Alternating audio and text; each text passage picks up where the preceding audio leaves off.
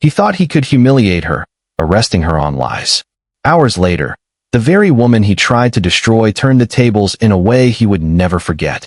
What would you do if injustice came knocking? If this story resonated with you, click subscribe and let me know in the comments where you're watching from, because tomorrow, I will be giving you another story just as beautiful as this one, and you don't want to miss it. Now let us begin. The city pulsed with a rhythm that was equal parts restless and weary. It was past midnight, yet the streets refused to fall silent. Cars crept along the avenues, headlights slicing through the mist that lingered low to the ground. Neon signs flickered, painting walls in brief washes of red and blue. On corners, strangers exchanged quick words. Cab drivers honked impatiently, and the faint aroma of fried food drifted from the all-night diners that never closed. The city was alive, but not for everyone. Some simply endured it, dragging themselves through its chaos, waiting for morning like a promise. Amara Johnson walked with purpose, her stride brisk, heels clicking against the uneven sidewalk like a steady metronome. She had stayed too late at a neighborhood meeting, reviewing proposals and debating plans with colleagues who never seemed to notice how heavy her bag was or how tired her eyes had become. But that was Amara. She carried the burdens others avoided, shouldering them with a stubborn grace. Her tote bag dug into her shoulder, filled with flyers, paperwork, and her worn leather notebook. That notebook was her secret world, filled with poems she scribbled during stolen moments, on subway rides, in waiting rooms, between phone calls. The world knew her as an organizer, a fighter for fairness, a woman who raised her voice when others stayed quiet. But in the margins of her notebook, she was simply Amara, a dreamer, a mother, a granddaughter still humming the church hymns she grew up on. Despite the hour, she wasn't afraid of the streets. She had walked them all her life, had mapped every crack in the pavement, every mural on brick walls painted by hands that refused to be invisible. But tonight felt different. The air was heavy, damp from earlier rain, and an unsettling silence stretched between the distant horns and muffled music. She hugged her coat tighter, pulling it close as though it might shield her from an unknown storm. 2 blocks away, Officer Bradley Stone sat in his patrol car, the engine idling with a low growl. The glow from his dashboard cast sharp shadows across his face, accentuating the lines of irritation carved into his skin. Stone was in his early 40s, though bitterness had aged him faster. His uniform was pressed crisp, his boots polished, yet his eyes carried the dull gleam of someone long disillusioned. Stone had once been a rookie eager to serve, or so he told himself. But years of feeling overlooked, years of mistakes pinned on him, and years of festering resentment had twisted his outlook. He no longer saw citizens, he saw suspects. Every glance from a stranger felt like defiance. Every late-night pedestrian was a potential threat. And in his private thoughts, prejudice colored everything, giving him an easy target to blame for the dissatisfaction gnawing at his life. The radio on his shoulder crackled, offering static and routine calls, but he barely listened. He scanned the sidewalks instead, eyes narrowing on the figure approaching the crosswalk.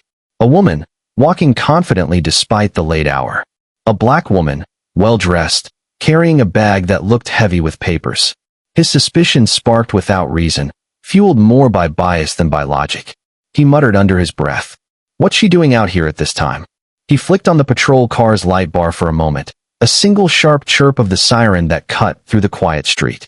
Amara froze mid-step, startled. Her heart leapt before steadying into a defensive rhythm. She turned, her expression tightening as the car rolled closer. She knew that sound too well. Too many people she loved had been dragged into conversations they never asked for, all because an officer decided they belonged in a narrative of suspicion. Stone stepped out, adjusting his belt with a theatrical tug. "Evening, ma'am," he said smoothly, though his tone carried the weight of authority sharpened to a blade. Amara swallowed her irritation. "Is there a problem, officer?" Stone circled slightly, his gaze sweeping her from head to toe. "Depends. Streets like this can get dangerous. You wouldn't want anyone mistaking you for someone else." The implication hung heavy, poisonous. Amara's jaw tightened. She stood straighter, meeting his eyes without flinching. "I'm on my way home. From work. That's all." Stone tilted his head, smirk tugging at the corner of his mouth. "At this hour? Work must keep you busy." Mind telling me what kind of work? Community work, she answered evenly. Organizing. Helping people. The kind of work that makes neighborhoods safer. The last words were deliberate, meant as both truth and challenge. Stone's smirk faltered, then sharpened. Community work, huh? Folks around here do all sorts of work. He took a step closer, his boots echoing on the pavement. Maybe you should let me see some ID. Amara's breath hitched, though she refused to show fear. Her hands itched to reach for her bag, to pull out the identification that would prove her words. But something in his stance warned her that even obedience could be twisted. She thought of her daughter, little Zuri, safe in bed with a stuffed bear clutched tight. Every instinct told her to protect herself, to protect Zuri by not becoming another name in the headlines. The street light above them buzzed, flickered, then went out completely, plunging the intersection into partial darkness. It felt like an omen. For Amara, this was the beginning of a nightmare. For Stone, it was the first step toward a downfall he never saw coming. Somewhere far away, a train horn blared. The city held its breath. The stage was set. The silence stretched too long. Amara could feel the weight of his gaze pressing against her, a pressure meant to unnerve. She had seen this performance before. The lingering questions, the subtle intimidation, the suggestion that her presence was a problem to be solved. I asked for ID, Stone repeated, his voice firmer now, as though he were already the judge in this unspoken trial. Amara's fingers curled into fists inside her coat pockets. Slowly, deliberately, she reached for her bag, not rushing, not making sudden moves. Fine, she said, her tone clipped. But you'll see I've done nothing wrong. She unzipped the tote and reached inside, pulling out her wallet. Before she could open it, Stone snatched it from her hands, flipping it open with a smirk. Amara Johnson, he read aloud. Community coordinator. Well, that explains the attitude. That explains nothing, she shot back. You've stopped me without cause. That's harassment. Stone's jaw flexed. Watch your tone. My tone. Amara's voice sharpened. My tone isn't the issue here, officer. Your abuse of authority is. Neighbors were beginning to gather, quiet silhouettes behind curtains and half-open blinds. The street may have been dark, but eyes were everywhere. Some lifted phones, recording discreetly, capturing the unfolding tension. Stone noticed them too, and it only fueled his irritation. He wasn't about to let a woman, much less this woman, challenge his authority in front of an audience. Hands behind your back, he barked suddenly. Amara blinked in disbelief. Excuse me. You're resisting, interfering with an officer. Disorderly conduct. Stone rattled off the charges mechanically, as though reading from a script he'd rehearsed 100 times. Her pulse thundered. That's absurd. I haven't. But she didn't finish. He was already yanking her wrists back, snapping cold steel around them with deliberate force. The handcuffs bit into her skin, metal digging until it hurt. Amara gasped, both from the sting and the shock of it all. Stop resisting, Stone muttered, though she was standing completely still, her dignity the only shield left to her. This is illegal, she cried out, raising her voice for the people watching from windows. You're arresting me for nothing. Everyone here can see it. Her words echoed, bouncing against brick walls. Some neighbors stirred, whispering among themselves. One man hesitated by his doorway, phone raised, then slipped back inside, fear overcoming courage. The weight of silence returned, heavy as chains. Stone shoved her toward the patrol car, his grip bruising her arm. You can explain it downtown, he said, his voice dripping with smug satisfaction. That's where liars find out the truth. Amara stumbled but caught herself, her heels scraping on the pavement. She turned her head, scanning the faces in the windows, locking eyes with anyone who dared to meet her gaze. Remember this, she willed silently. Don't let them forget what you've seen tonight. The back door of the patrol car slammed shut, trapping her inside. The cold leather seat smelled of disinfectant and stale sweat. Her bag lay on the ground where it had fallen, papers spilling out, her beloved notebook fluttering open on the sidewalk. Pages of poetry scattered into the wind, verses about hope and freedom ripped loose and carried into the night. Stone didn't bother to pick them up. He drove off, leaving them to be trampled by strangers. Inside the precinct, the harsh fluorescent lights stabbed at Amara's eyes. The building reeked of coffee, bleach, and exhaustion. She was led through narrow corridors where other officers looked up briefly, then away, unwilling to challenge their colleague. Stone filled out paperwork at the desk, his pen scratching lies into official records. Name, date of birth, occupation, he muttered, writing as though it were all routine. He fabricated details with practiced ease. Suspect resisted questioning, attempted to flee, raised her voice aggressively, drew attention to herself. Amara sat behind bars in a holding cell, steel cold against her back. The world had shrunk to this square of concrete and shadow. She fought the urge to cry, not because she felt weak, but because she knew tears would only satisfy him. She whispered to herself instead, "Stay calm. Think. You've done nothing wrong. There's always a way." Minutes dragged like hours. The distant ticking of a wall clock mocked her, each second a reminder of the life she was missing, the grandmother waiting for her, the daughter who would wake up and ask where mommy was. Her chest tightened at the thought. Finally, after what felt like an eternity, a guard approached. "You get one phone call," he said flatly, sliding the receiver through the bars. Amara stared at it, her mind racing. One call, one chance. Who could turn this around? Who could help her expose the lies before they buried her? She thought of friends in the community, people with influence, people with cameras, people who would not stay silent. Her hand trembled as she picked up the receiver, but her voice was steady when she spoke. "Hello? It's me. Something happened. And I need you to listen carefully, because tonight is going to change everything." On the other side of the glass, Stone leaned against the wall, arms crossed, smirk still plastered across his face. He had no idea that the words spoken in that single phone call would unravel the life he had built on arrogance and cruelty. For him, this was just another arrest. For Amara, it was the beginning of his reckoning. The phone call was short, but it was enough. Amara had chosen wisely. She didn't waste her chance calling a relative who might panic or a friend who would come running with no plan. She called Nadia Brooks, a seasoned attorney who also happened to be her closest confidant. Nadia had built her career defending clients whose voices had been silenced, whose rights had been trampled. And when Amara's voice trembled through the receiver, Nadia didn't hesitate. "Stay calm," Nadia instructed, her voice firm and unyielding. "Say nothing more to them. I'll be there within the hour.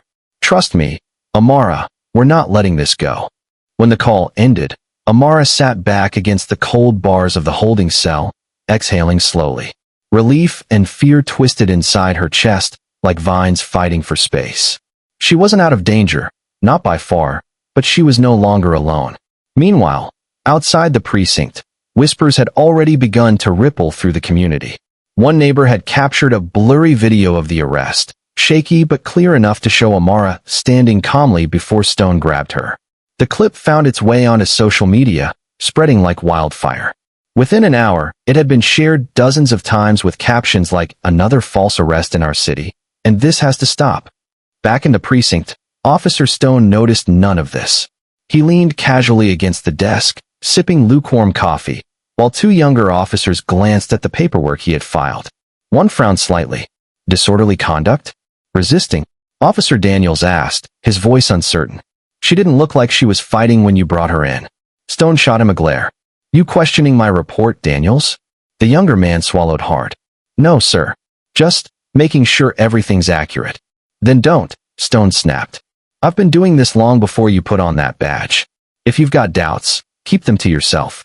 Daniels shifted uncomfortably, muttering something under his breath as he walked away. Stone smirked, reassured by his own authority. For years, intimidation had been his armor, and it had never failed him. But across the city, people were watching the video, their outrage simmering into action. Community members who had worked with Amara before began messaging one another. They were used to seeing injustice, but this time, it was personal. This was Amara, the woman who had organized food drives when others went hungry, who had fought for after-school programs to keep children safe. If the system thought it could silence her, it had underestimated the power of the very community she had lifted for years. Inside the holding cell, Amara sat on the hard bench, arms wrapped tightly around herself. The chill of the room seeped into her bones, but her mind refused to settle. She replayed every moment, the streetlight flickering out, Stone's mocking tone, the heavy slam of the patrol car door. Her pride was wounded, yes, but beneath it burned something stronger, resolve. The guard passing by glanced at her. "You should sit tight," he muttered. "Best not to make waves." Amara looked him dead in the eye. "Making waves is exactly what I plan to do." At that same moment, Nadia was on her way, heels clicking across courthouse marble as she pulled files and documents into a thick folder. Her mind raced through strategy, considering the best way to dismantle Stone's fabricated charges. She had battled men like him before, officers who thought they were untouchable, who hid behind paperwork and procedure. But this time, it was personal. This was Amara, her friend, her sister in everything but blood. Back at the precinct, Stone felt a flicker of annoyance when his phone buzzed.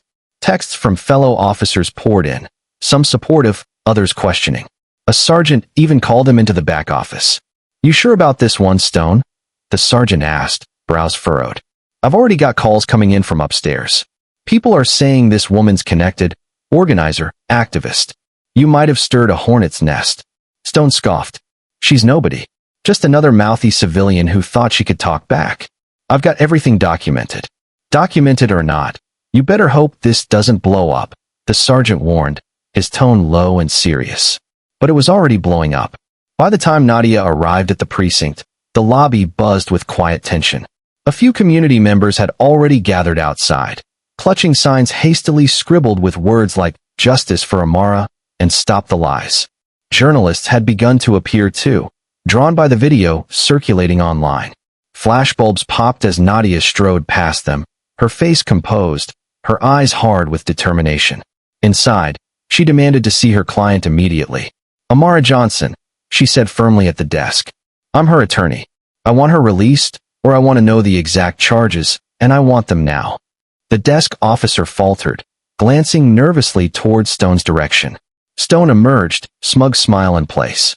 "Counselor," he drawled, "your client's being held for disorderly conduct and resisting arrest. Standard procedure." "Standard procedure?" Nadia repeated, her voice rising just enough to carry. "Then explain why I have a video that shows her standing still, calm, and cooperative before you put your hands on her." The room went still. Amara, sitting in the cell beyond the desk, heard Nadia's voice ring through the precinct like a beacon. Her heart surged with hope. For the first time since the cuffs had closed on her wrists, she felt the tide beginning to turn. Stone's smirk faltered for the briefest second, but he quickly recovered. "Videos don't tell the whole story." "No," Nadia shot back, eyes blazing, "but they tell enough." The shockwaves had begun, and they were only growing stronger. The precinct air grew thick with tension.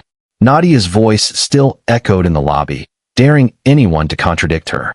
Officers shifted uncomfortably, their eyes darting between her and Stone. Some of them knew the truth, had glimpsed enough of the arrest to realize something was off, but silence was easier than confrontation. Silence kept their jobs safe. Amara, behind the bars, pressed closer, straining to catch every word. Her palms stung from where the handcuffs had bitten into her wrists. For the first time since she'd been dragged in, she felt a flicker of power, because Nadia was here, and Nadia didn't bend.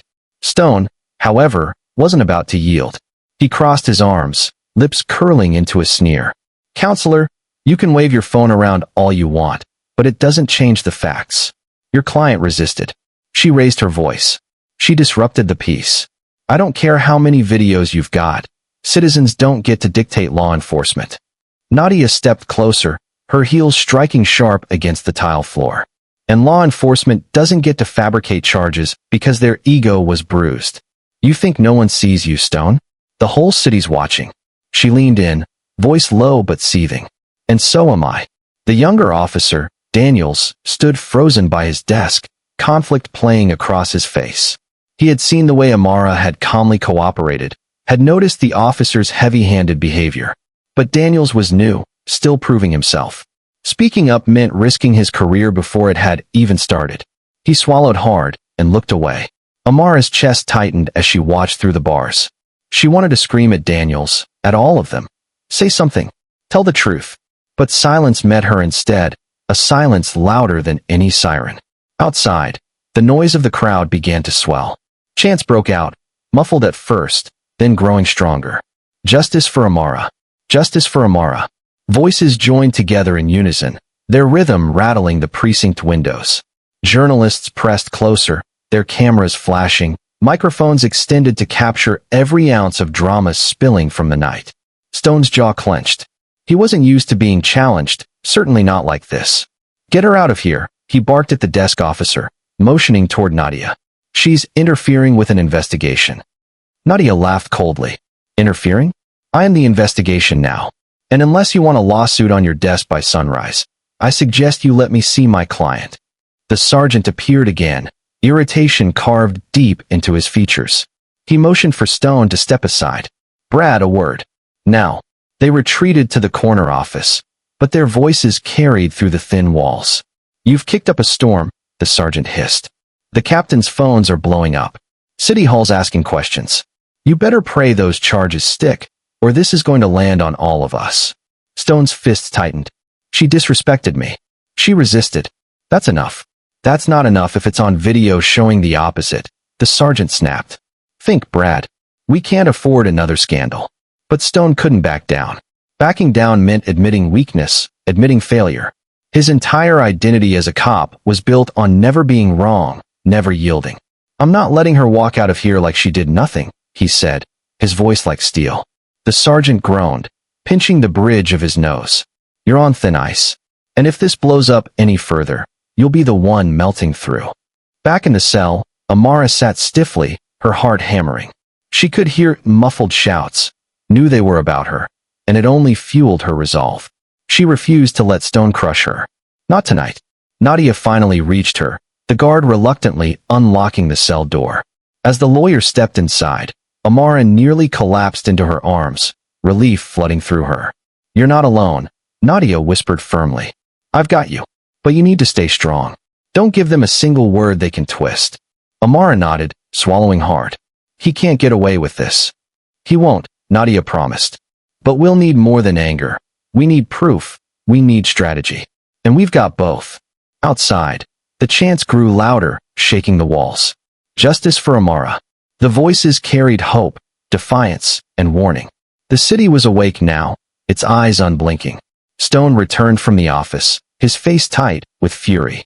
He stopped at the cell, staring at Amara as though she were the cause of his unraveling. "Enjoy your moment," he sneered. "Because once the paperwork's filed, you'll be nothing but another case number." Amara lifted her chin, meeting his gaze without flinching. "You've already lost," she said quietly. "You just don't know it yet." For a split second, his composure cracked. Rage flickered across his features before he masked it again with a grin. But the truth was clear to everyone in the building. The tide was turning, and no amount of fabricated words on paper could stop the storm that was coming. Stone could resist. He could fight. But resistance against truth was always temporary. And Amara knew it. The sergeant, exhausted by the standoff, rubbed his temples before stepping out of the corner office. His eyes swept across the lobby where Nadia stood firm. Amara sat behind the bars, and Stone loomed nearby like a storm ready to break. "Enough," the sergeant barked, his voice cutting through the air. "We can't have this circus spilling out into the street. The captain wants this handled quietly, tonight." He jabbed a finger toward Stone. "You're going to finish the paperwork. And you," he pointed at Nadia, "you'll wait here until she's processed. After that, you can take it up with the DA. Until then, you're both under my roof, and I expect order." The sergeant stalked off, muttering under his breath, leaving behind the uncomfortable arrangement. Nadia, Amara, and Stone forced into the same space. The irony wasn't lost on Amara. Forced proximity. The very man who had shackled her, humiliated her, now had no choice but to stand within feet of her, filling out paperwork while the walls closed in. Stone slammed into a chair at the desk, his pen scratching furiously against forms. His jaw clenched so tight Amara could hear the grind of his teeth. Each stroke of his pen felt like an attack, as if he could will his false version of events into reality. Nadia paced just outside the cell, her heels clicking steadily, a metronome of defiance. "Every line you write is a lie," she said evenly. "And every lie will be exposed. You know that, don't you?" Stone didn't look up. "What I know is, your client broke the law. Maybe not in a way a camera can catch, but she disrespected authority. That's enough in my book." Amara's voice rose from the cell, trembling but firm. "Authority doesn't mean cruelty. It doesn't mean lies. You think because you wear that badge, you own people's lives, but you don't own mine. The words hit the air like stones thrown against glass.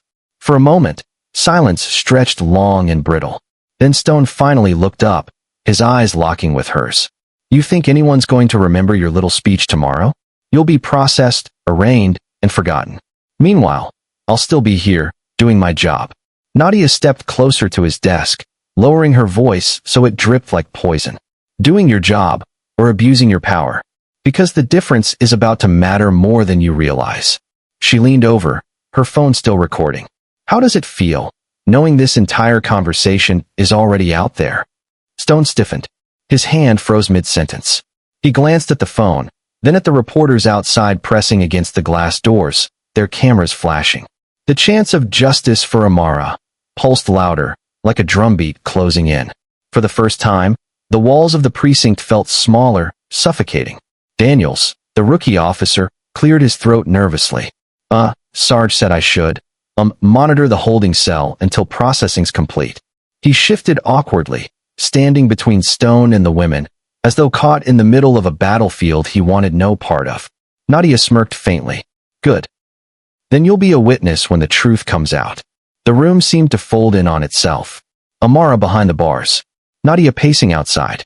Stone scribbling furiously at his desk, each stroke of his pen growing sloppier as his nerves betrayed him.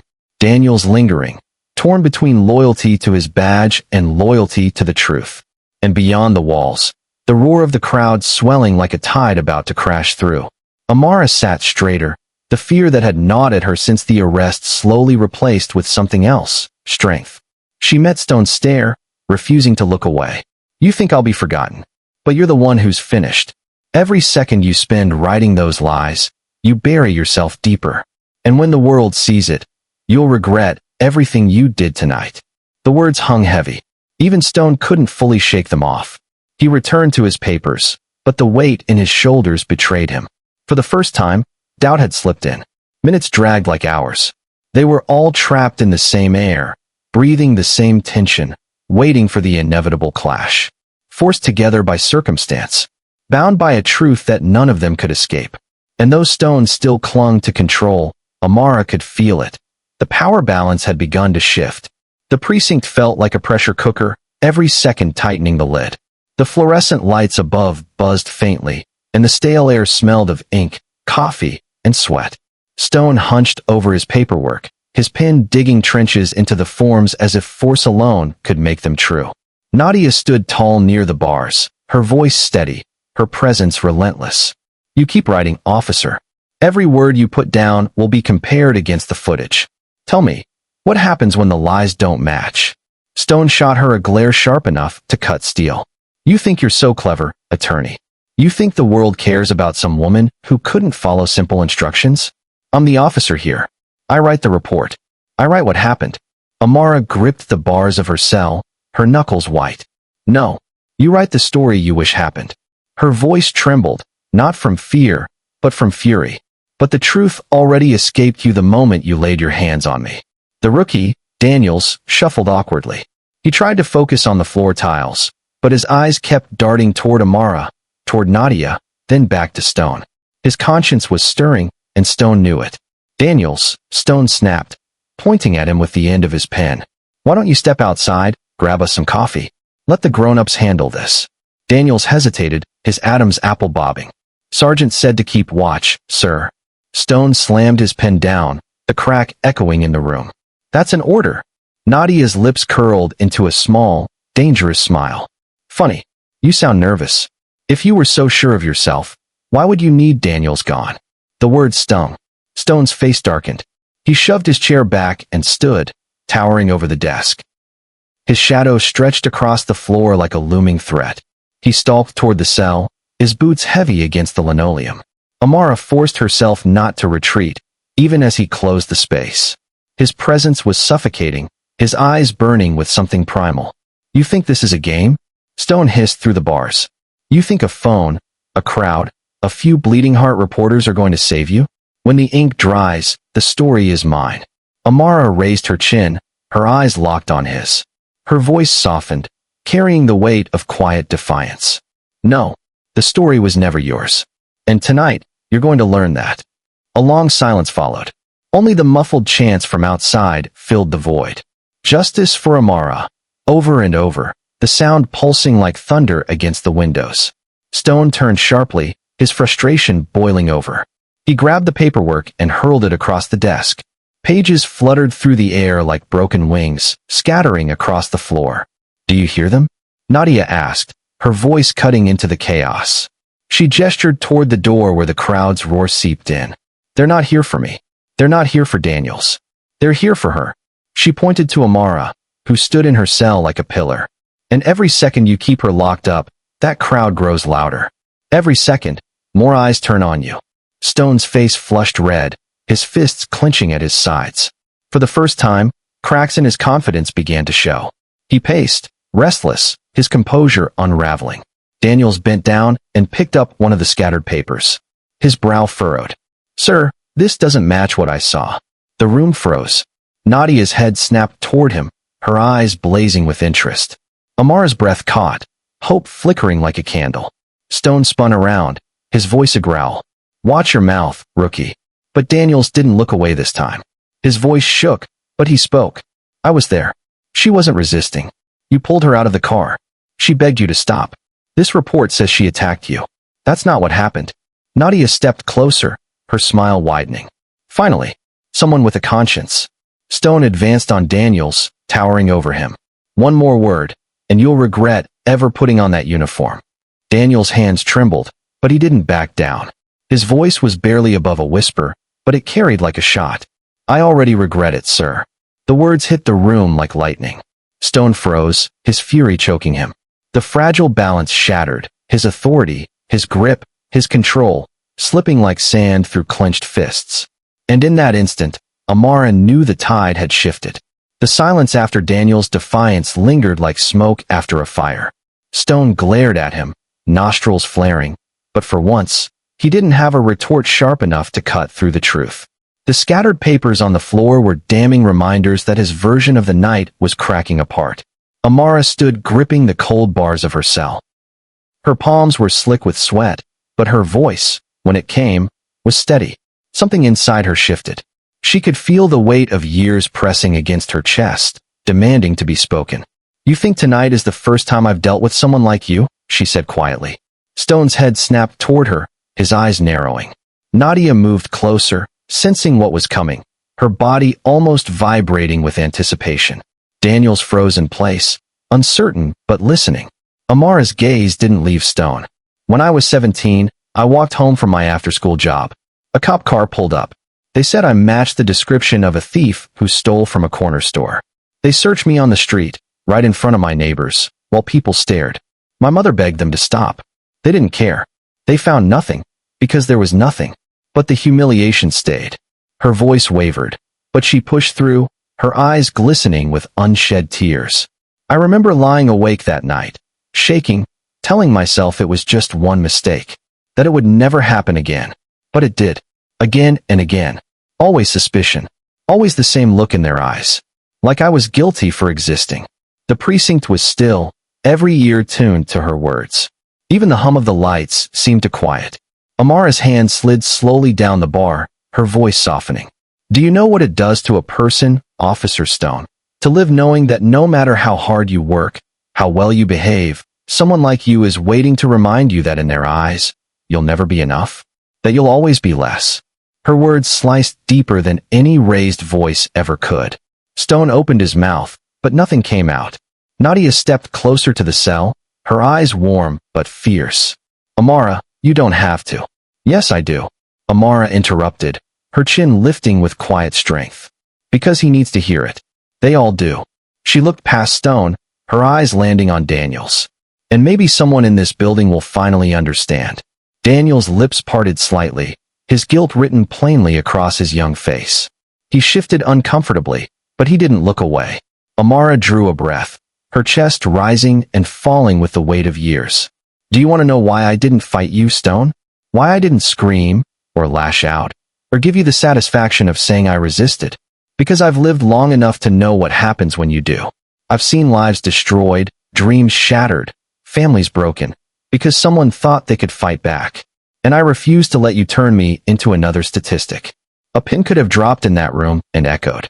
The chants from outside filtered in again, faint but strong. Justice for Amara. Justice for Amara. Amara's eyes brimmed now, but she held her ground, her voice hardening with resolve. You may have dragged me here in chains, but I am not broken. I've carried this weight for years. And tonight, I'm done carrying it alone. Her words filled the precinct, raw and undeniable. Nadia swallowed hard, her own throat tight. She reached for her client's hand through the bars, squeezing gently. You're not alone anymore, Amara. For the first time since the arrest, Amara felt the truth of it. Not just because of Nadia, not just because of the crowd outside, but because she had finally spoken her story aloud. And those stones still loomed, furious and silent. The balance in the room had shifted again. His authority, once unquestioned, now stood shadowed by the raw truth of a woman he tried to silence. The air in the precinct shifted after Amara's confession. It wasn't just silence. It was reverence, the kind of hush that follows a truth too heavy to ignore. Even the chants from outside seemed to dim for a heartbeat, as though the world leaned in to listen. Amara's fingers slipped reluctantly from the cold steel bars, her chest rising and falling, the residue of her story trembling in her body. She had revealed scars she had long buried, and for a moment, she feared the vulnerability would swallow her whole. But Nadia's hand was still there, steady and strong through the narrow gap. The attorney's eyes met hers, softened now, no longer the sharpened steel of a fighter, but the warmth of an ally. You are braver than you realize, Nadia said gently, and stronger than he'll ever be. Amara blinked rapidly, her throat tight.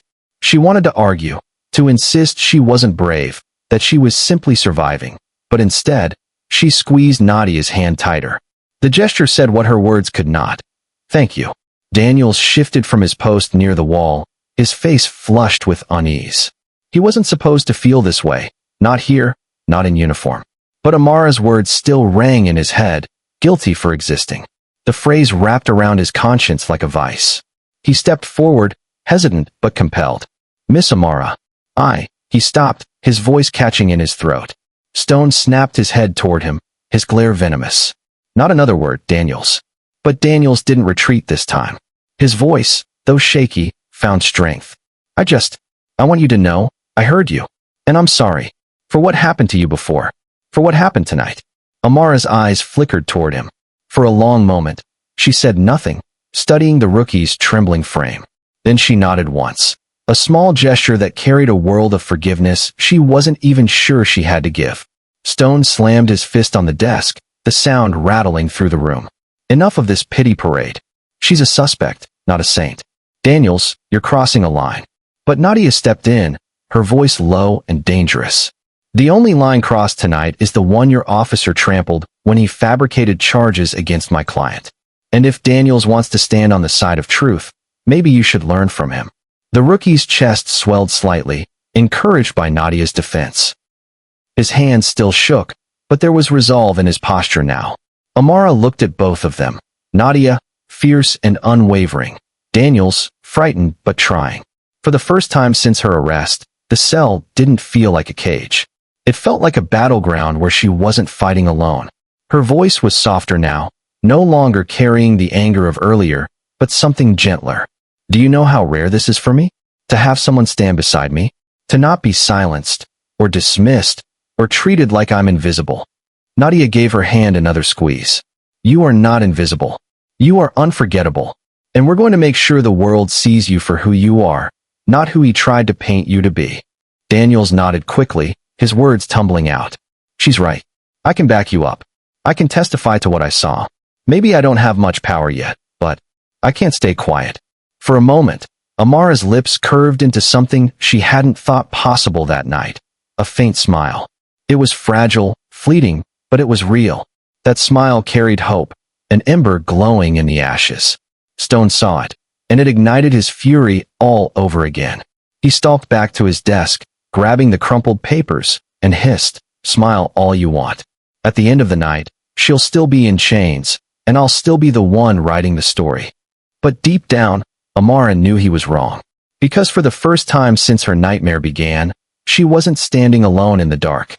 The glass doors of the precinct rattled under the weight of the crowd outside. What had begun as a handful of protesters had swelled into a mass of voices, their chants shaking the very foundation of the building. Justice for Amara. Justice for Amara. The cry echoed through the lobby, bouncing off the tiled walls like thunder rolling closer and closer. Inside, reporters pressed their cameras against the glass, their flashes strobing across the room. Every angle captured Nadia's calm defiance, Amara's quiet strength behind the bars, Daniel's shifting unease, and Stone's rigid fury. The sergeant stormed back into the lobby, his face pale. He waved his phone like it was a weapon. "This thing has gone viral," he snapped.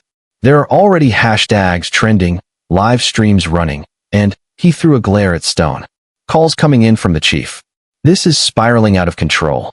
Stone slammed his fist on the desk, rattling the scattered papers. "They're blowing it out of proportion. She's a nobody with a loudmouth lawyer.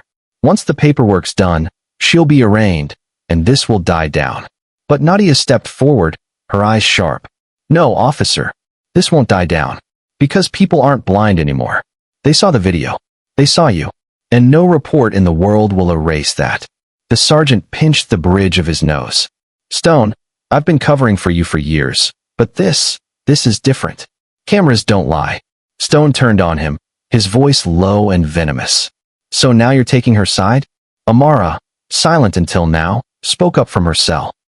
"No one here has to take sides. The truth already chose for you." Her words drew a ripple of noise from outside. The crowd seemed to sense her voice through the glass, cheering louder. The sergeant cursed under his breath and motioned toward the back. Two more officers entered, their eyes wary as they surveyed the scene. One of them leaned close to the sergeant. "Captain wants her moved. Says if this keeps up, the department's reputation is finished." Nadia snapped to attention. "Moved where?" The sergeant avoided her gaze. "Holding in the next district. Out of sight until the crowd disperses." Daniel stiffened. "That's not protocol, sir. She hasn't even been processed." Stone smirked, sensing an advantage. "Finally, some sense. Get her out of here before this circus turns into a riot." Nadia's eyes blazed. She stepped in front of Amara's cell, her body forming a shield. "You're not moving her anywhere. Not without cause, not without paperwork, and not without me." One of the officers shifted uneasily. "Ma'am, we have orders." "Then you'll have to answer to a judge," Nadia snapped back. "Because I'll file an injunction before sunrise. And when the headlines hit tomorrow, it won't just be Officer Stone's name dragged through the mud. It'll be every single person complicit in this cover-up." The sergeant's jaw tightened. The tension in the room was electric. Every decision a fuse waiting to ignite. Amara's heart pounded in her chest. For the first time, she wasn't afraid of what would happen to her, but of what might happen if Nadia pushed too hard, too fast. She reached through the bars, her hand brushing against Nadia's arm. "Don't put yourself in danger for me." Nadia turned, her eyes softening for just a moment. "Amara, listen to me. This isn't just about you anymore. It's about everyone watching. If they move you in the dark, your voice gets lost. But if you stand your ground here, in the light," she gestured toward the cameras, "the world has no choice but to see." Daniel swallowed hard, his conscience tearing him apart. He looked at the other officers, then at Stone, then back to Amara. "She's right," he said, his voice louder this time. "If you move her, you'll only prove the whole department's corrupt. People outside won't stay peaceful if she disappears." The words hit like a hammer. The sergeant paled again, glancing at the crowd pressing against the glass, chanting louder with every passing second. Stone, furious, stepped forward until he was nearly nose to nose with Daniels. "You've said enough, rookie. One more word, and you'll regret it." But Daniels didn't back down. His voice wavered, but he stood his ground. "No, sir. The only one who's going to regret this is you." The lobby erupted in overlapping noise, Stone's growl, Nadia's sharp warning, the sergeant barking orders, the officers shifting nervously, and the chants outside crashing like waves against the glass. Amara stood in her cell, her heart pounding, her voice rising above the chaos. "You can move me, you can silence me, but you can't bury the truth anymore." The crowd outside roared in response, their voices like an earthquake shaking the building to its core. The complications were no longer inside the precinct. They were everywhere. The city was watching. The world was watching. And there was no turning back. The lobby's chaos simmered, but beneath it all, a silence seemed to coil tightly around Stone. His jaw clenched, his fists balled, and his eyes darted toward the crowd beyond the glass.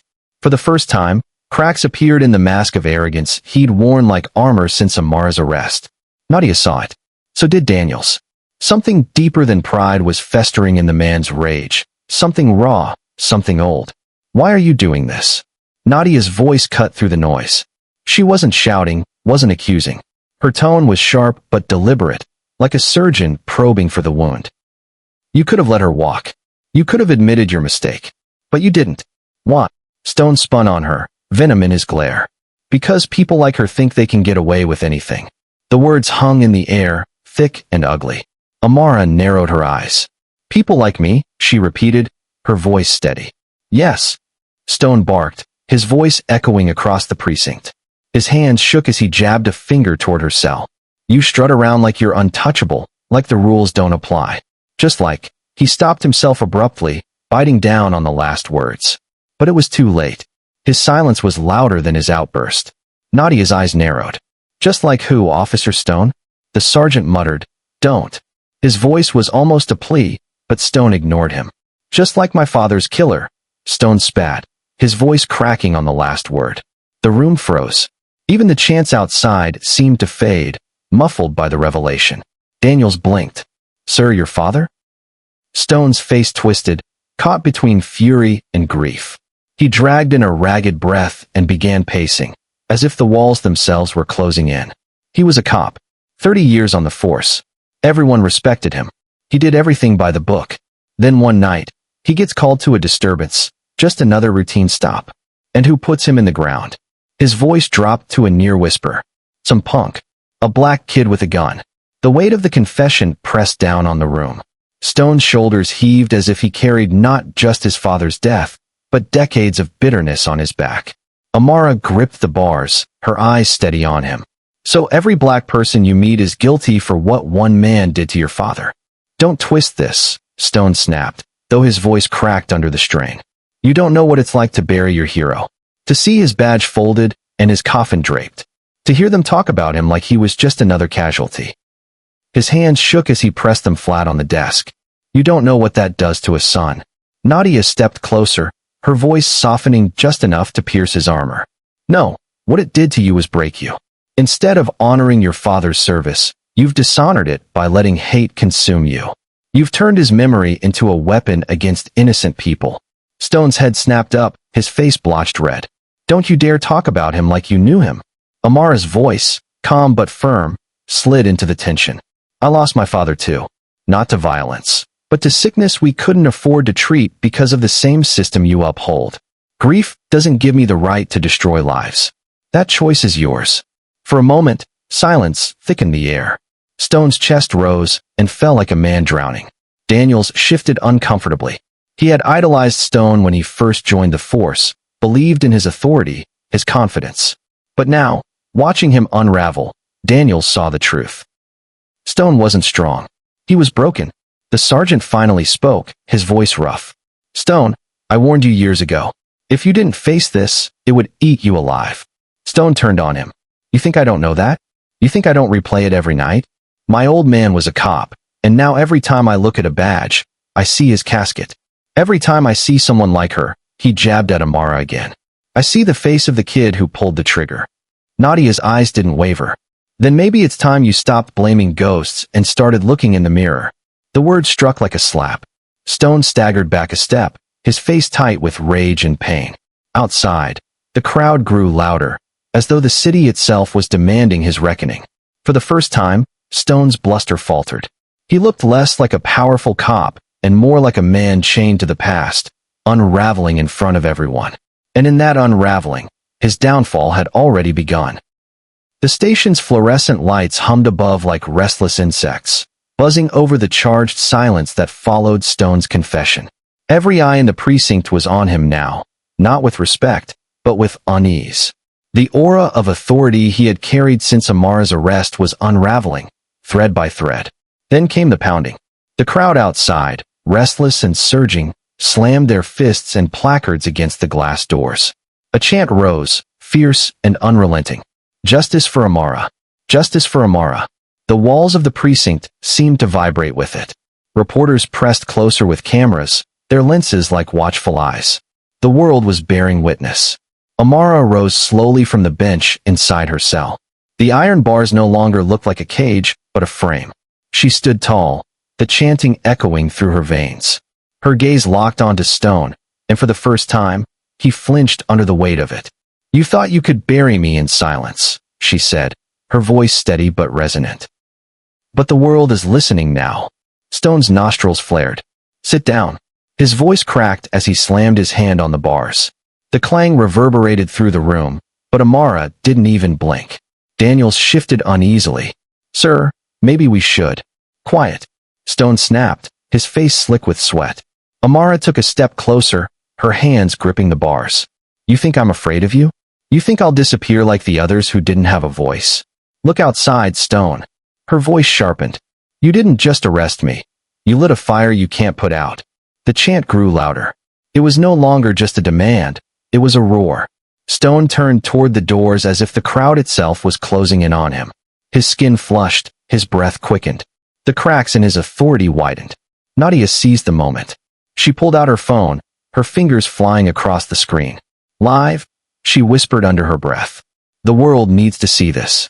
The phone's red recording light blinked alive. She angled the camera toward Amara, toward Stone, toward the room steeped in tension. "Officer Stone," Nadia said, her voice deliberate. "Why don't you tell the world why you really arrested her? Go ahead. Tell them it was because she reminded you of a boy who killed your father." Stone spun on her, his face contorted in panic and rage. "Turn that off." But Nadia didn't move. The camera held steady. Daniels, pale, glanced at it, then looked away, unable to meet Stone's eyes. Amara's voice cut through the storm like a blade. "You've carried hate like a badge, Stone, and it made you blind. Blind to the truth. Blind to your oath. Blind to justice." The sergeant, weary and gray, finally spoke. "That's enough, Stone." Stone froze, his superior's words crashing into him with the weight of finality. The sergeant continued, his voice steady. "You've disgraced this badge. You've disgraced your father. And unless you want to be carried out of here in cuffs, you're going to step back." The crowd outside surged, chanting louder. "Step back. Step back." For the first time, Stone looked small. His hands trembled as he stumbled back a step from the cell, his chest heaving. The iron grip of his control had slipped away completely. And Amara, standing tall, her eyes blazing, no longer looked like a victim. She looked like the storm that had come to wash him away. "This isn't just about me," she said softly, her words carrying beyond the bars, beyond the station, through the cameras, into the city itself. "It's about everyone who's been silenced, broken, and forgotten. Today, we take back our voices." The roar outside exploded into thunder. For Stone, this was no longer a precinct. It was an arena, and in front of the entire world, he was losing. The roar of the crowd outside rattled the windows. The chants no longer sounded like anger alone. They pulsed with unity, as if thousands of voices had fused into one unbreakable force. Amara sat back down on the bench, but her posture was regal. She no longer looked like a woman behind bars. She looked like a leader. Every word she had spoken moments earlier still hummed in the air like a bell that refused to fade. Nadia, holding the phone steady, stopped the recording and slipped it into her bag. Her gaze met Amara's, and for the first time since this ordeal began, a small smile softened her lawyer's stern face. "You were magnificent," she whispered. "I couldn't have scripted it better myself." Amara's lips curved in the faintest smile. "I wasn't trying to be magnificent. I was just telling the truth." "That's what made it powerful," Nadia replied. Daniels lingered near the desk, his jaw tight. He looked younger now, stripped of the bravado he'd tried to mimic from Stone. The things Amara said gnawed at him, unspooling the blind loyalty he had carried since his first day on the job. He finally spoke, his voice hesitant. "Ma'am." He cleared his throat. "I don't expect forgiveness. But I see now. What we did, what I allowed, it wasn't justice. It was cowardice." Amara studied him through the bars. His eyes were earnest, clouded with shame, but sincere. Acknowledging it is the first step, she said softly. What you do next matters more than what you've done. The sergeant shifted uncomfortably, but he didn't interrupt. His silence was its own kind of agreement. Daniels stepped closer, lowering his voice so only Amara and Nadia could hear. If this goes to court, I'll testify. About the stop. About how it all went down. About Stone. He swallowed hard. He's not the man I thought he was. I can't keep covering for him. Amara's chest tightened. For hours, she'd felt isolated, singled out, trapped by Stone's hatred. Now, a spark of hope flickered, not just from the crowd outside, but from within these very walls. Nadia leaned forward. That's a brave choice, Daniels. And it will carry weight. The truth always does, especially from someone on the inside.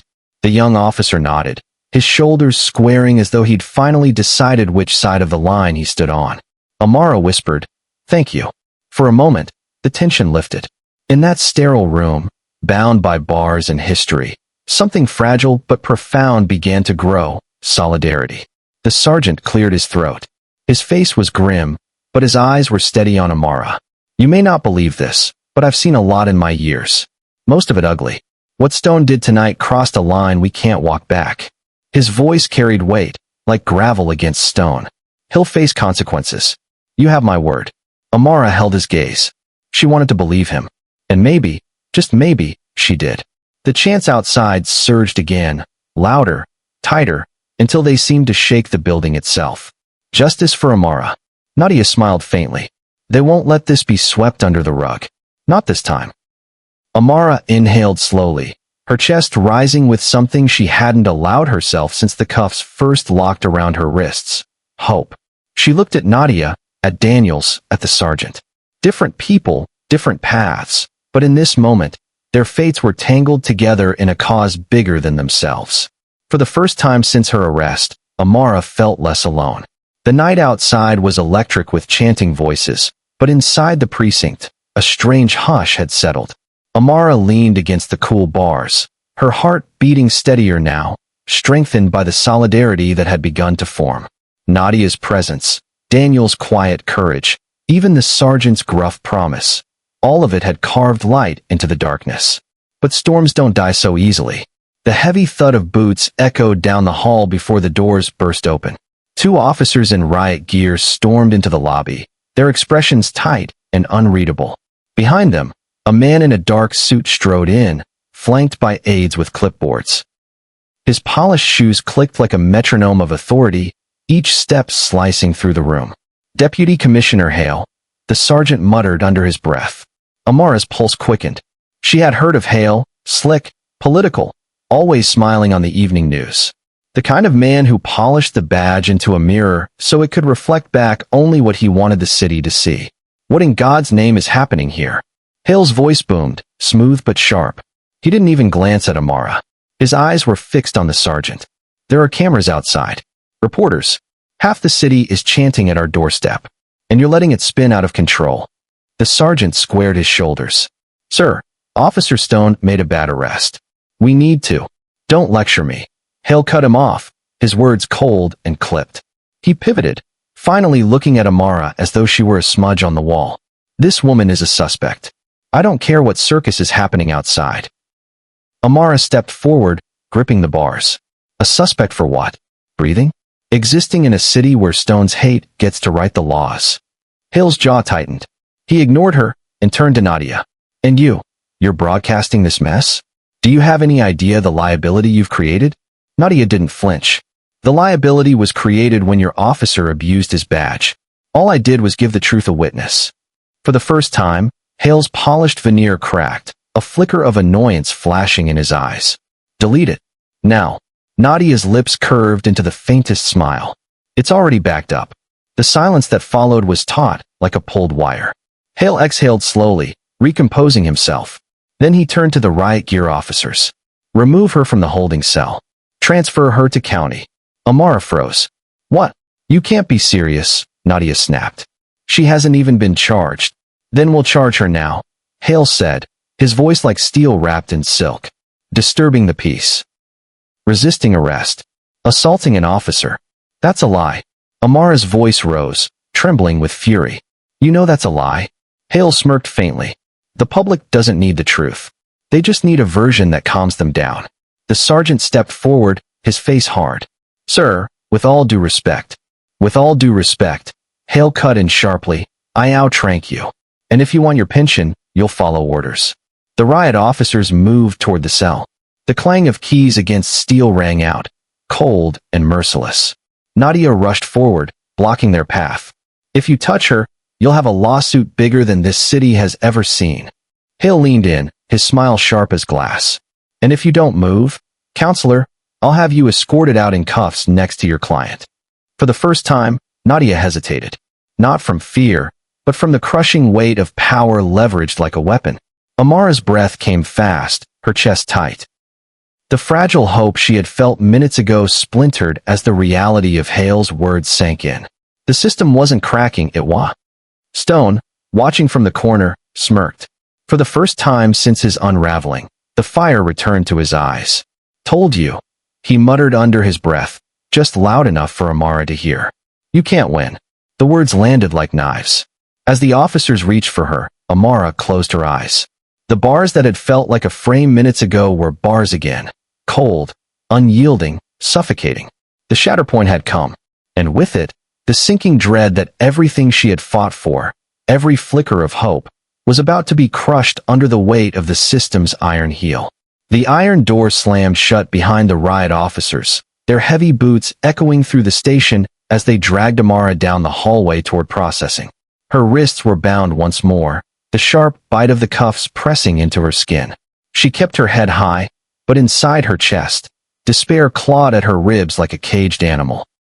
The chants outside grew muffled as the distance widened, the voices of thousands fading behind layers of walls and authority. For the first time that night, Amara felt truly cut off. Nadia stormed after them until two officers blocked her path. Don't you dare touch her. Nadia's voice cracked, equal parts fury and desperation. She hasn't even been booked. You can't just. Hale's smooth baritone cut through her protest. She's being transferred. End of discussion. The sergeant glared at Hale, his jaw clenched so hard the veins in his neck stood out. This is wrong. And you know it. Hale adjusted his tie with a cool smirk. Wrong is letting chaos rule the streets. My job is order. Order. Daniel snapped, his voice rising. He looked almost shocked at himself for daring to confront a superior, but once the words began, they spilled out hot and fast. You call this order? Destroying an innocent woman's life to cover your mistakes. Hale's eyes slid toward Daniel's, cold and sharp. Careful, officer. Your badge doesn't make you untouchable. I can bury you in paperwork before you even make it to patrol. Daniels faltered, his fists balling at his sides. For the first time, the weight of his uniform felt suffocating. He wanted to tear it off, to rid himself of the stink of complicity that clung to it. But fear was a leash around his throat. Nadia turned on Daniels. Don't let him silence you, she urged. If you back down now, you'll be part of this. Forever. Daniel's eyes burned with conflict, but he said nothing. His silence was answer enough.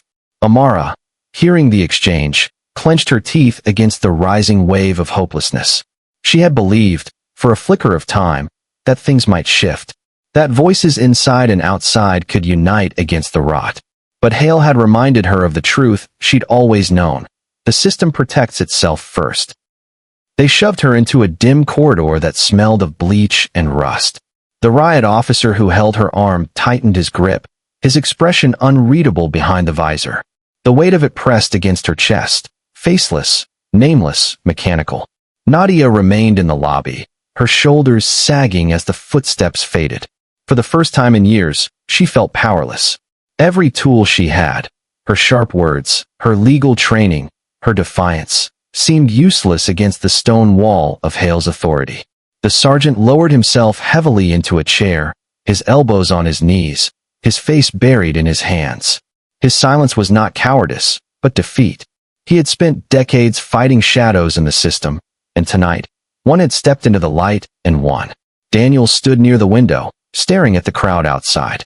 Their chants were fierce, relentless, but he couldn't shake the thought that soon, they'd disperse. The cameras would turn off.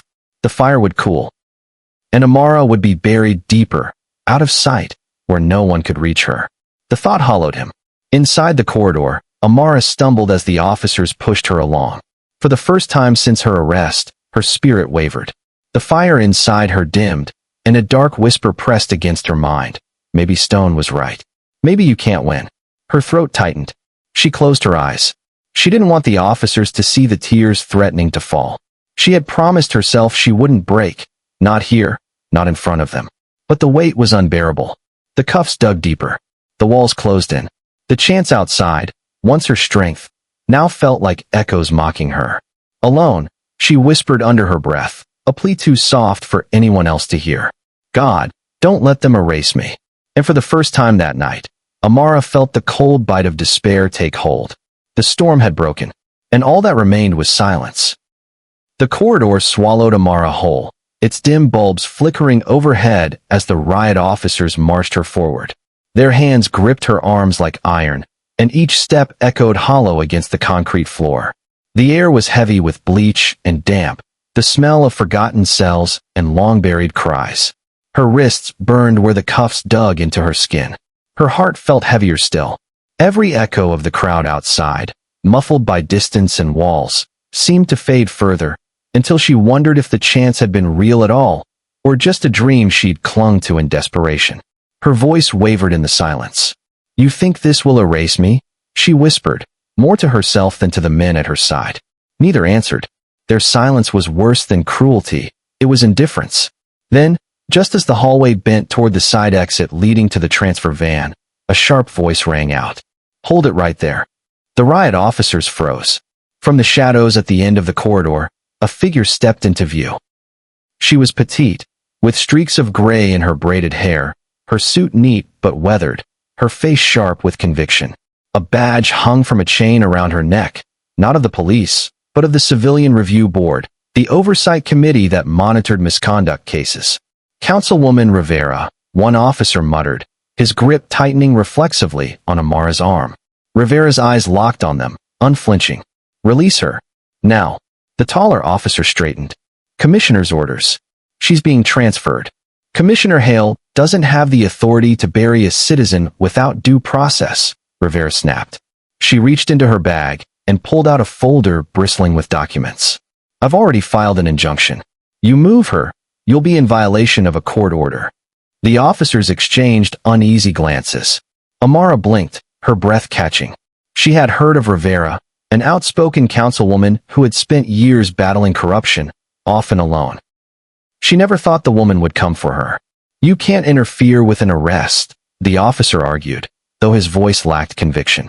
Rivera stepped closer, her heels clicking sharply against the concrete. I can when it's illegal.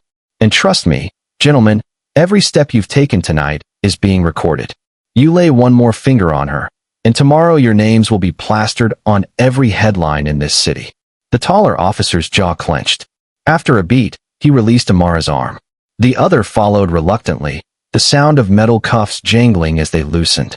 Amara staggered, her wrists raw and red, but Rivera caught her by the shoulders, steadying her. Her touch was firm, grounding.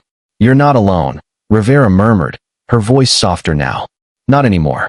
For a moment, Amara couldn't speak. Her throat burned with unshed tears, but this time, they weren't born of despair. They were born of relief. Rivera turned to the officers. You can tell Hale he's out of line. And you can tell Stone his career is finished. This isn't over, not by a long shot. The officers hesitated, then retreated back down the corridor, their boots thudding like the retreat of a failed army.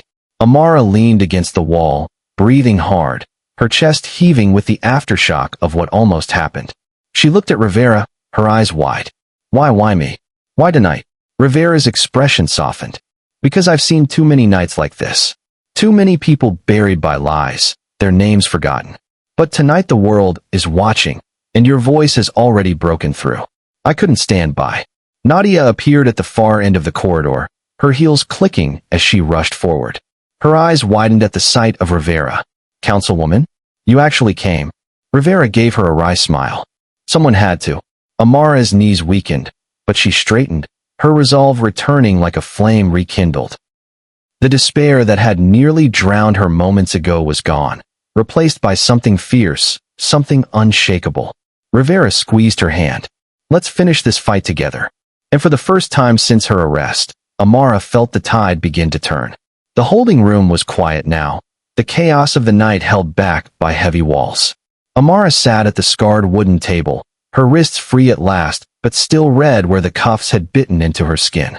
A paper cup of water rested untouched in front of her. The silence wrapped around her like a blanket, though it was not comfort. It was a weight pressing her inward, forcing her to face what had nearly broken her. Nadia stood by the narrow window, phone in hand, her fingers moving fast as she typed updates to the sea of supporters outside. Occasionally, chants bled faintly into the room, muffled but steady, like a heartbeat refusing to fade.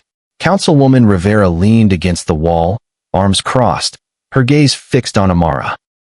She didn't speak, but her presence was a reminder that the fight was not just survival anymore. It was justice. And somewhere, in another part of the precinct, Officer Daniels sat alone in a locker room, his head bowed, his badge heavy in his palm. His reflection in the steel lockers looked hollow, tired. The memory of Stone's sneer replayed in his mind, along with Amara's voice. "You think this will erase me?" Daniels had joined the force once believing in service, in protecting the vulnerable. But years under Stone had twisted those ideals into silence. Tonight had shown him the cost of that silence. Back in the holding room, Amara finally spoke, her voice low but steady. "I almost gave up in that hallway. For a second, I thought maybe they had won." She lifted her eyes, meeting Rivera's. "But you came. And the people outside, they didn't leave." "What?" Rivera exhaled slowly. "Because your story isn't just yours. It's theirs. It's every woman who's been silenced, every family broken by lies, every voice pushed into the shadows. You stood up, and they saw themselves in you." Nadia turned from the window, her eyes fierce though glistening. "You've always been stronger than you know. But strength doesn't mean carrying it alone. We're here because we believe in you, Amara. Even when you don't." Amara's throat tightened. She thought of her grandmother, who had raised her with stories of dignity and resilience, always saying, "Our worth isn't given by others. It's born with us." For so long, Amara had worked hard, quietly, never wanting to cause trouble. Yet here she was, accused, shackled, humiliated. And still, she had not broken. "Maybe," Amara whispered, "this fight isn't about me proving my innocence. Maybe it's about proving that they can't keep doing this to anyone." Rivera's eyes warmed with approval. "Now you're seeing the bigger picture." Meanwhile, Daniels rose from the bench in the locker room. He shoved the badge back into his chest pocket, his hands trembling. Every instinct told him to stay quiet, to let Stone carry the blame when the storm hit. But deep inside, he knew silence was complicity. Tonight, if he said nothing, he would be no different than Stone. He clenched his fists, breathing hard. "This is it. Either I bury the truth, or I set it free." Back in the holding room, Rivera moved closer to Amara. "They will push back hard. Stone isn't done, and neither is Hale. But you have a choice.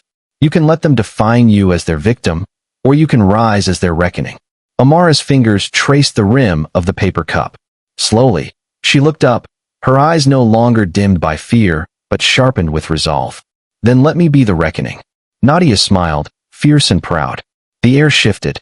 The room no longer felt like a cage, but like a war room, where plans would be made, where truths would rise.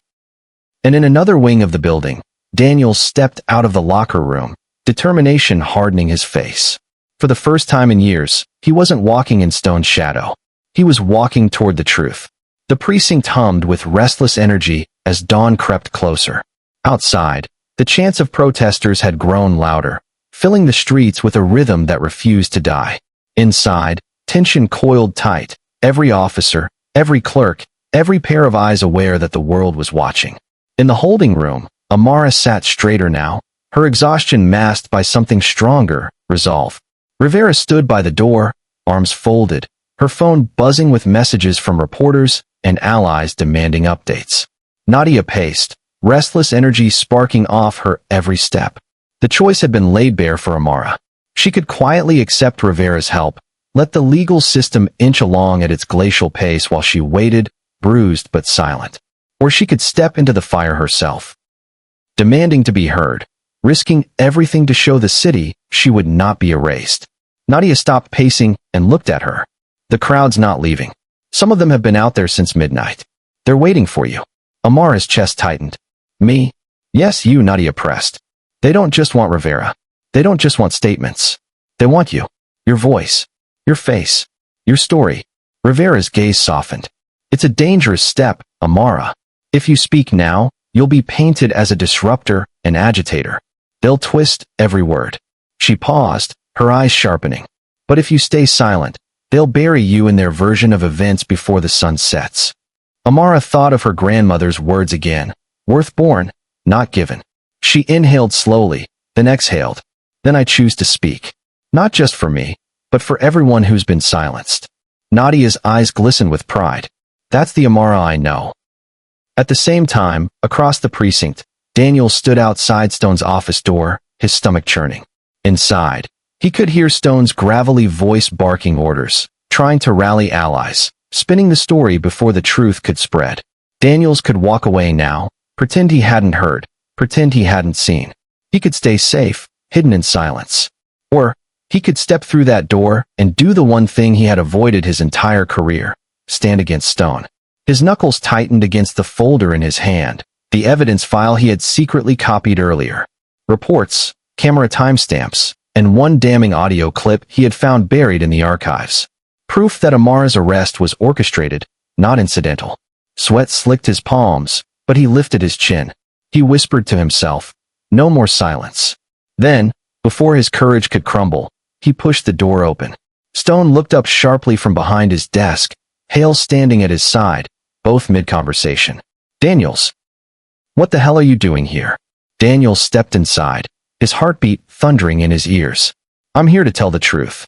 Back in the holding room, Rivera's phone buzzed. She checked it, then looked at Amara with surprise.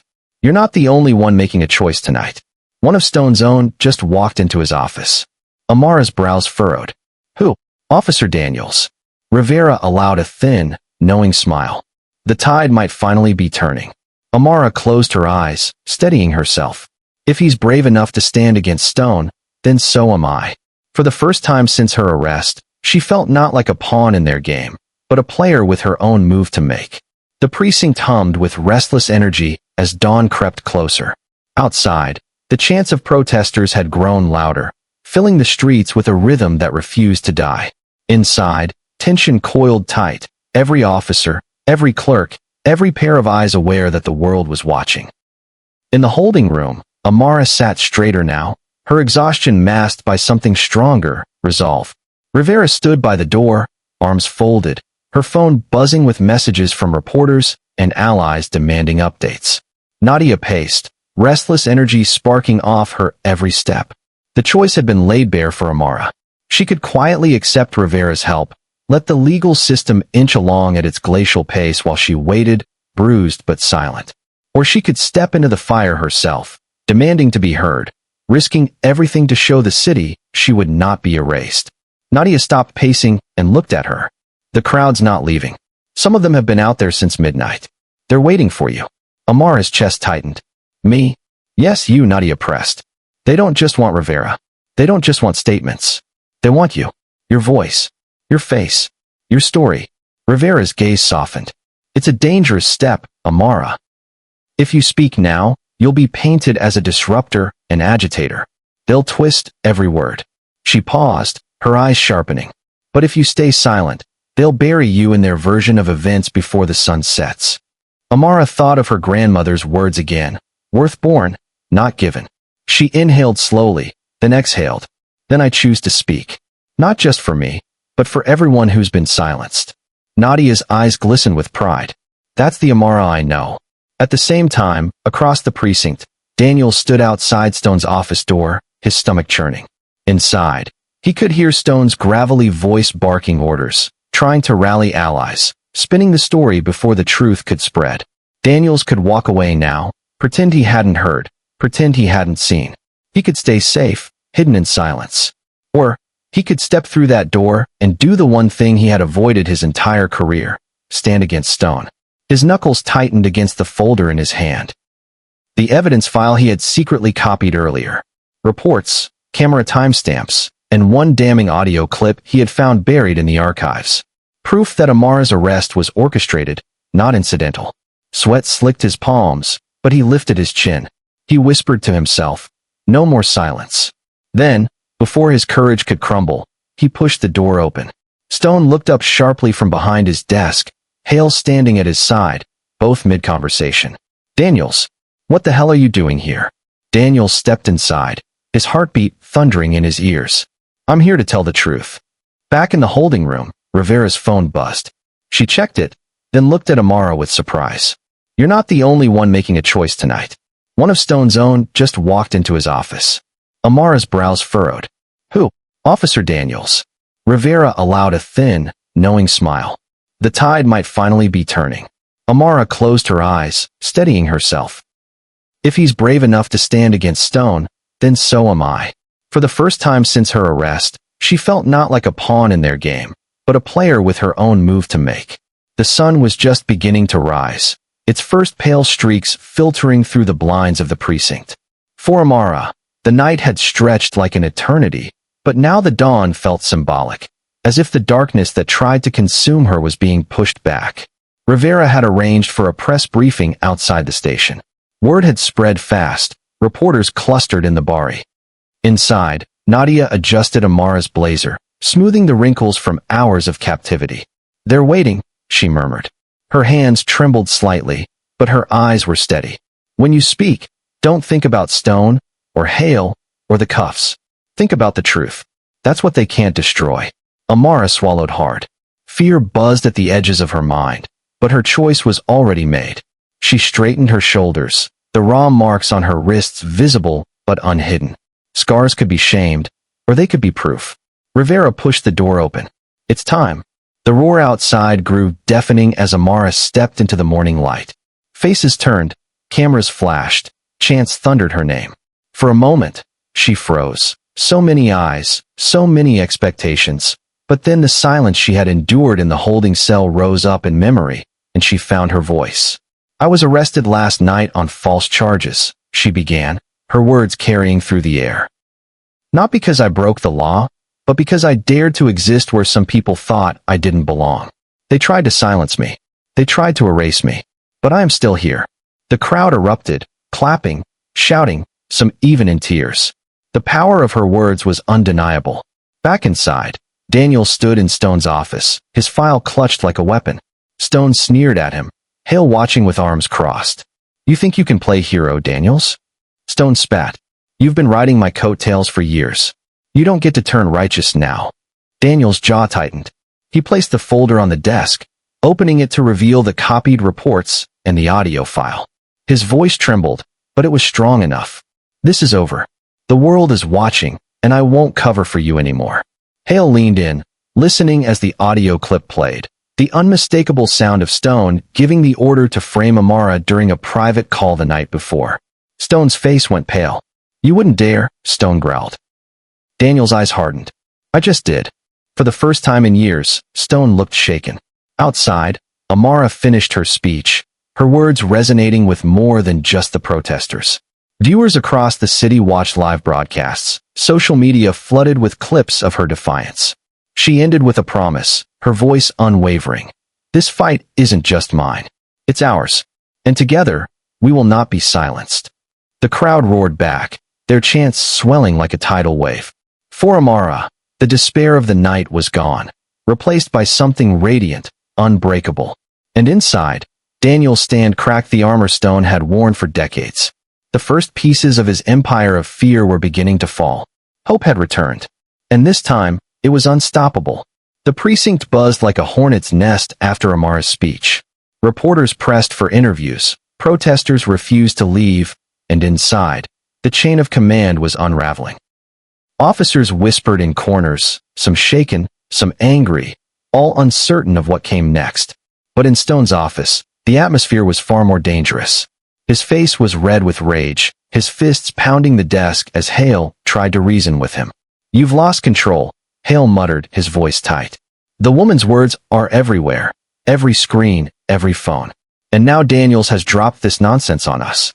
Stone leaned forward, veins bulging in his neck.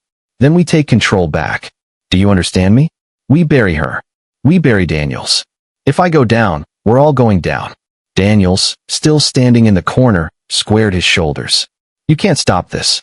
The evidence is out now. People have seen the cracks. It's over, Stone. Stone's glare burned like fire. No, it's just begun.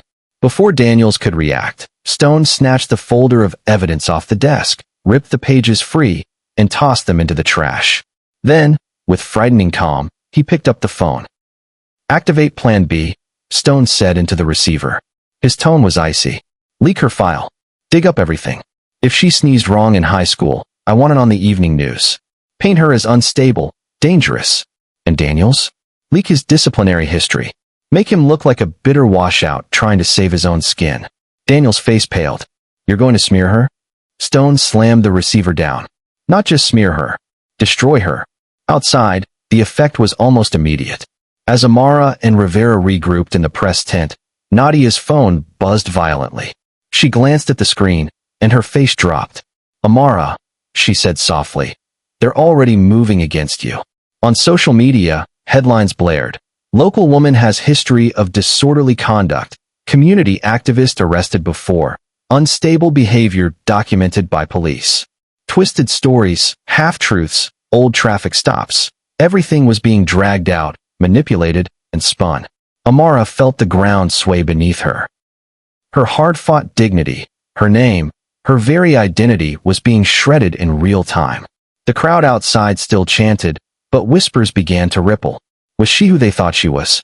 Could the police be right after all? Her voice cracked. They're trying to erase me all over again.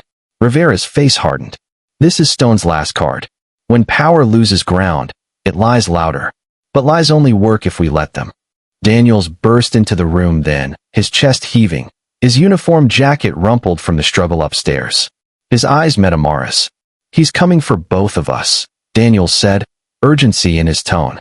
But I have more. I saved a copy of the files. The real ones. If we get them out now, the lies won't hold. Nadia grabbed his arm. Then what are we waiting for? Daniels hesitated. His choice had already cost him everything. Going public meant no way back. No career, no shield, no protection. But as he looked at Amara, raw and defiant despite the weight of the smear campaign, his hesitation vanished. We do it now, he said firmly. Amara steadied her breath, her fears sharpening into determination. If Stone wanted to crush her spirit, he would have to try harder. The final battle had begun. The air outside the precinct was electric, humming with tension that could snap at any second. The smear headlines had already begun to spread like wildfire, casting doubt over Amara's integrity. The chants of the protesters faltered for the first time, voices cracking under the weight of uncertainty. Amara stood in the press tent, her hands trembling as she clutched the podium. She could feel it, the shift in the crowd, the fragile thread of trust being tugged. Rivera leaned close, her voice low but firm. They want to make you a villain. But villains hide. You don't. Speak with truth. That's the only antidote to their poison. Before Amara could respond, Daniel strode into the tent, a flash drive in his hand. His uniform was rumpled, his expression drawn, but his eyes burned with determination. He placed the drive on the table in front of the reporters. This, he said, his voice carrying across the tent, is the truth. The cameras swiveled toward him. A murmur rippled through the crowd as journalists scrambled to connect laptops, the feed projecting onto a screen. The first clip played, Stone's voice, unmistakable, issuing the order to make an example out of her. Gasps filled the air. Another file appeared, reports altered, timestamps forged, officers coerced into false statements. The crowd outside caught wind of it instantly, the information bleeding through phones and live streams. The chants, once faltering, surged again, louder than before. Amara stepped forward, her voice steady despite the storm inside her chest. This is what they tried to hide. They said I was dangerous, unstable, unworthy of being heard. But the truth always finds a way out. And today, you've seen it for yourselves. She lifted her raw wrists, the marks still fresh.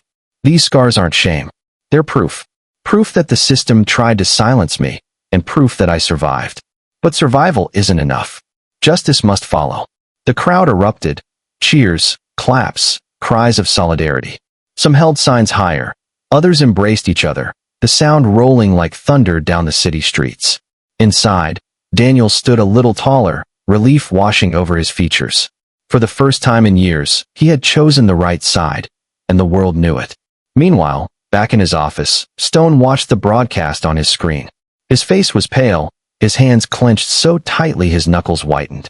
The evidence was undeniable, the tide irreversible. For the first time, his authority was slipping through his fingers. Amara looked over the sea of faces, the cameras, the lights. And though her voice was raw, it carried with the strength of every person who had ever been silenced. "You cannot erase me," she declared. "You cannot erase us." The roar that followed shook the very ground. And in that roar was the sound of victory, not just hers, but everyone's. Thank you so much for watching this story all the way to the end. If you enjoyed this one, then you'll absolutely love the next. It's even crazier and more captivating than you can imagine. So go ahead and click the video showing right here on your screen, and I'll see you in the next story.